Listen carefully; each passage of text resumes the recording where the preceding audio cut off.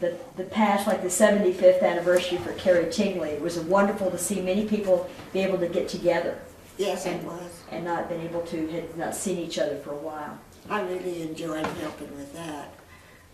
It wasn't that I belonged to the museum or the historical society or anything, but since I had been a patient at Carrie Tingley and then had worked there, but I had some inside information. Now tell us about you being a patient there. Oh, okay.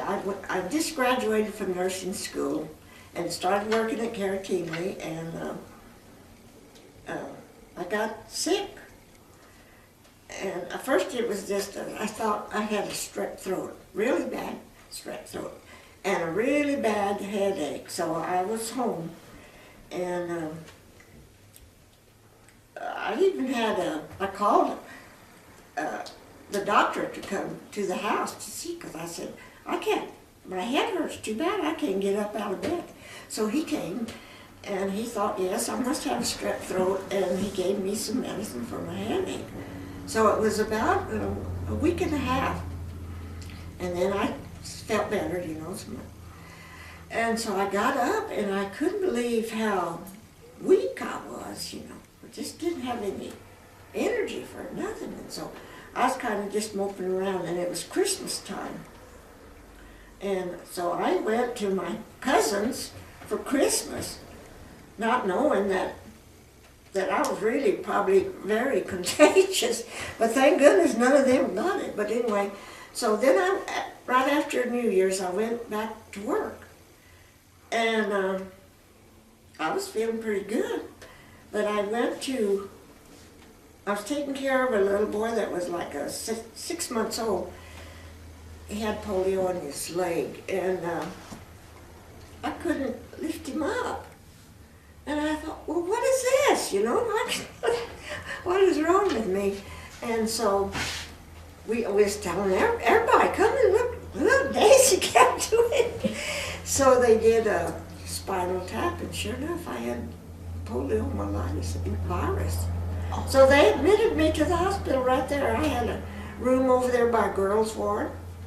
Right now, it makes me laugh because that's where the administrator is right now. That's my room. And sure enough, by another day, then I couldn't lift anything. I couldn't feed myself because the spoon was too heavy. Imagine a spoon. And I thought, oh my gosh, because I had been taking care of those kids and I knew what happened. So pretty soon I could still move them, but it just hurt too bad, and I couldn't lift anything. So they started treating me just like the kids. I went to Hubbard Tub, and I went to the swimming pool, and they positioned me and moved me here and there. And I wouldn't go to sleep at night because I thought, when I wake up, I won't be able to move my arms. And what am I going to do? So they started giving me a sleeping pill because I was staying awake all night. But anyway, he kept saying, as long as it's hurting, and this was Dr. Minier. He was there all during most of the polio patients. And he really knew about polio. So anyway, he kept telling me, as long as it hurts, then your nerve hasn't died. When it quits hurting, we better watch out. So then I'd move my hand, you know, if it's still hurting. But anyway, so I eventually got better. He said it's going to get better because the virus did not kill the muscle, the nerve didn't. And so what would happen is the virus would kill the nerve, and then the nerve would move that part of your body, if it was your hand or your arm or what. So then the muscle quit working because the muscle had to get a signal from the nerve to move. So then that's how come the kids would just get a frail leg or a frail arm or whatever it was. So anyway, I eventually got better. Did I miss, how do you think you caught that? Well, they said from the children Okay. there that we had thought, we didn't admit anybody that was diagnosed with polio for 2 weeks because they thought by then that they were not contagious anymore. But they decided that it must have been later. And then they did do studies, and the virus was in the urine. And see, I was changing that baby's diaper, so that's how I got it. And we didn't wear gloves or anything, you know. You're supposed to just wash your, and because we didn't think anybody. And another nurse caught it. In fact, it was Cecil. Oh, wow. They lived here. Doris Cecil? Doris Cecil. Yeah. But she didn't have it near as bad as me, you know, she didn't. That's interesting. Yeah, and so, so she didn't even have to have time off. Anyway, I finally got well enough that I could feed myself, but I was like this, you know, so I didn't have to, I couldn't do like this. And I did that so long. This is how I eat now, you know, I'm not but it hurt to, you know, to do that, to reach. And to do that. So anyway, I got well enough that I could move upstairs. So I got to go live upstairs, and I could come down to the dining room to eat, and everybody's just taking care of me. And finally, I said, "Oh, I'm doing really good." They said, "Okay, go to work for 1 hour." I almost died. You know, I got so tired. But one of the things we did for all the children that had polio, after lunch, they had to take a nap, and for 2 hours, and we closed the curtains, and you know, they would just fall asleep because you had no energy, and you got tired so easily, and I found out why. So finally, then I could work 2 hours, and then 3, and then 4. Then I went to 6, and finally I got to work 8 hours, and they said, "Okay, you're cured now." Now, did you ever live at the hospital? I lived all that time at the upstairs. Upstairs. Now, where were your folks at were they still living in Caballo? No, they both had died. My dad died.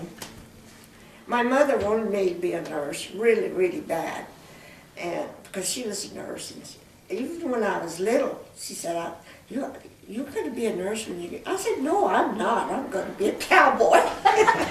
That's what my dad was. I was going to be like him. And but anyway, my dad got really sick just before I was ready to go to nursing school, and I'd already paid my tuition and everything, you know. I filled out all my paperwork, and he got really sick. And so he kept telling me, "Don't go to nursing school. You stay here and take care of your mother." And so I didn't know what to say at first, because it was like 2 weeks from when I was going to be leaving. And so I told my mother, I said, "Daddy said for me to stay here." Oh, she said, "Don't listen to him. You go to school. You just go on to school. We got everything all done. You go to school." So she said, "Just tell him okay." So I would say, "Okay," you know. He said, "Now you promise me you stay here and take care of your mama, because I may not make it." I said, "Oh, yes, you will," you know. But sure enough, he died, and the funeral was the day before I was supposed to leave for school. And my mother put me on that. I said, "I'm not going." She says, "Yes, you are." And she put me on that bus to go to El Paso to school. And then, as much as she wanted me to be a nurse, she didn't live to see me graduate. So when I came home, there wasn't anybody there. There was a house, but it wasn't home anymore. So I moved in up there to Tingley, and that's where I stayed till I got married. How many years did it take you to finish your nursing school when you were gone? 3 years. And so then you came back and moved into Carrie Tingley hospitals. Were you on call 24/7 then? Oh, no. We worked 8 hours. And it wasn't like a regular hospital. We didn't have emergency rooms. There was a big sign on the front, "This is not an emergency." Now, once in a while, if when the kids broke their leg or broke their arm or their collarbone. Because they had, Dr. Hubble was on the staff up there, so if one of our kids got sick, if they had appendicitis or something, those orthopedic doctors couldn't do anything for them. So Dr. Hubble was around to take care of that, and so then he would send a child up there with a broken leg or whatever that got hurt in football or something. So we did, that's the only kind of emergency that we had was When did you get married? in 1953, 1953, I'm sorry. To who? To Oliver Wilson. And where were you married? At the ranch at his ranch where they had the ranch there.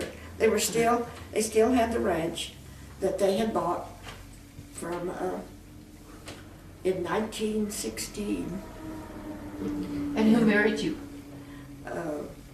Reverend Kirkendock. He was an Episcopalian.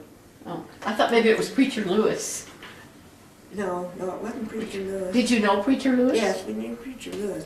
This preacher had been coming around there for a long time, and they would have church in different ranches around, and everybody would take a covered dish, and so it was an all-day affair. You know, he'd come and they'd have church, and then they'd eat, and then they'd dance or do something.